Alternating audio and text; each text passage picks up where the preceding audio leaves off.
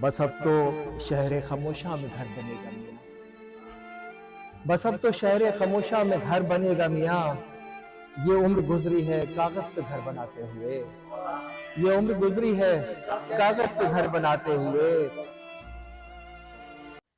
آپ نے یہ شعر سماعت فرمایا صحافی اور شاعر زاہد حسین کا۔ میں اسے الہامی شعر کہتا ہوں۔ میں زمانوں سے یہ بات کہتا چلا آ رہا ہوں کہ شعر کہنا قافیہ ردیف نہیں ہے۔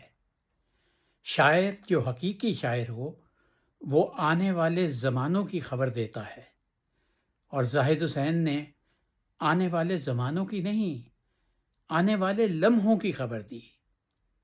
وہ ایک محفل سخن میں تھے، کراچی سے تعلق تھا زاہد حسین صاحب کا۔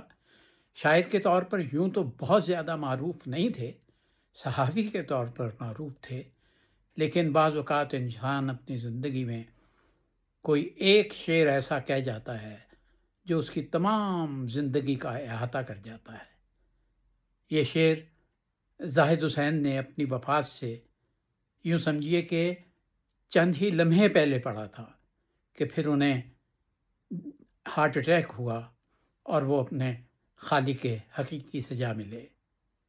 شاعر آنے والے زمانوں کی خبر تو دیتا ہے، آنے والے لمحوں کی بھی خبر دیتا ہے، بشرطے کہ وہ حقیقی شاعر ہو، اور زاہد حسین میرے نزدیک واقعی حقیقی شاعر تھے۔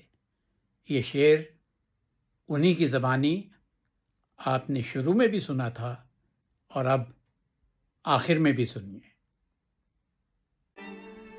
بس اب تو شہر خاموشاں میں گھر بنے گا میاں، بس اب تو شہر خاموشاں میں گھر بنے گا میاں، یہ عمر گزری ہے کاغذ پہ گھر بناتے ہوئے، یہ عمر گزری ہے کاغذ پہ گھر بناتے ہوئے۔